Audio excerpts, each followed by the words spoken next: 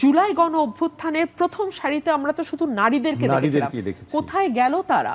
বাংলাদেশের সোসাইটিতে একটা বড় ধরনের কালচার আছে, একটা বড় ধরনের প্রথা আছে যে যখনই যাই ঘটুক না কেন দোষটা নারীর।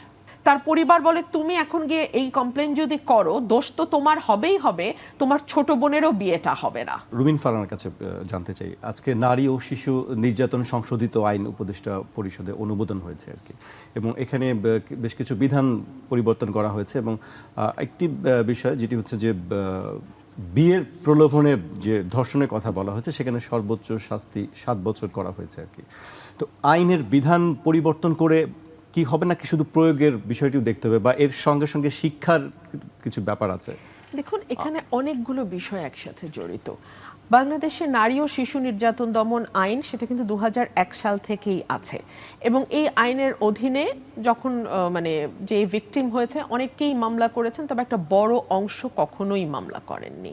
সে কারণেই বলা হয় যে ধর্ষণের যেই মামলার ইয়েটা যদি আমরা পরিসংখ্যান দেখি, দেখা যায় যে খুব বেশি হলে 10 থেকে 15% মামলা করে, বাকি 85%ই চুপ করে থাকে, কোনো রকম আইনি প্রক্রিয়া যায় না। কেন?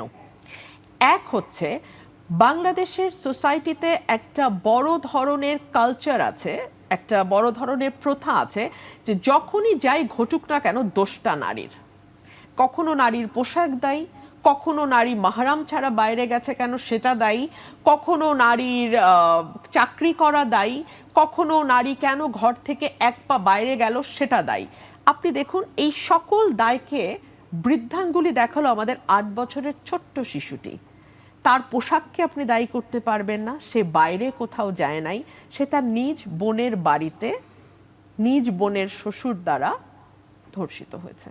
সো এই যে আমাদের সমাজের দীর্ঘদিনের প্রচলিত একটা সংস্কার, এক ধরনের প্রথা যেটা চালু আছে যে নারীরই দায়, এটা অনেক ক্ষেত্রে নারীকে বাধা দেয় মামলা করতে। বুক বুঝে থাকার কারণেই তো এই জিনিসটি হচ্ছে অনেক বছর ধরে। এটা নারী কথা বলছে না, যেমন আপনি বলছিলেন যে কয়টা ঘটনার মামলা হয়, কয়টা ঘটনা আসলে আমরা সংবাদ মাধ্যমে তুলে ধরতে পারি। নারী কেন মুখ বুজে থাকছে তার ওই যে কারণটা দিলাম। এক হচ্ছে সামাজিক যে স্টিগমা, যেটা দীর্ঘ সময় তাকে বয়ে বেড়াতে হবে। 2 হচ্ছে সে তার পরিবারকে পাশে পায় না। তার পরিবার বলে তুমি এখন গিয়ে এই কমপ্লেন যদি করো দোষ তো তোমার হবেই হবে, তোমার ছোট বোনেরও বিয়েটা হবে না। আমি খুব জেনে, আমি কেসগুলো করেছি তো মোস্তফা কামাল ভাই, আমি জেনে আপনাকে বলছি। মেয়েটা হয়তো আসছে আমাদের কাছে, মেয়েটা হয়তো চাচ্ছে মামলাটা করতে, মা মুখ গম্ভীর করে থাকে, বাবা তো আসেই না যে তোমার জন্য আমার পরিবারের মুখে চুনকালি পড়বে। 3 হচ্ছে মেয়েটাও চিন্তা করে যে এটা আমি পরিবারকে বললে না পাবো সাপোর্ট, না সমাজ দাঁড়াবে আমার পাশে, তার চেয়ে বরং আমি এই কষ্ট আমার মধ্যে চেপে রেখে পার হয়ে যাই। সো এই বিষয়গুলো মানুষকে ভিকটিমকে ডেটার করে আইনি প্রতিকার পেতে। 4 হচ্ছে ফরেনসিক এভিডেন্স। অনেক সময় যেটা হয়, মেয়েদের অত সচেতনতা থাকে না বা মেয়েরা বুঝতেও পারে না কি করবে না করবে।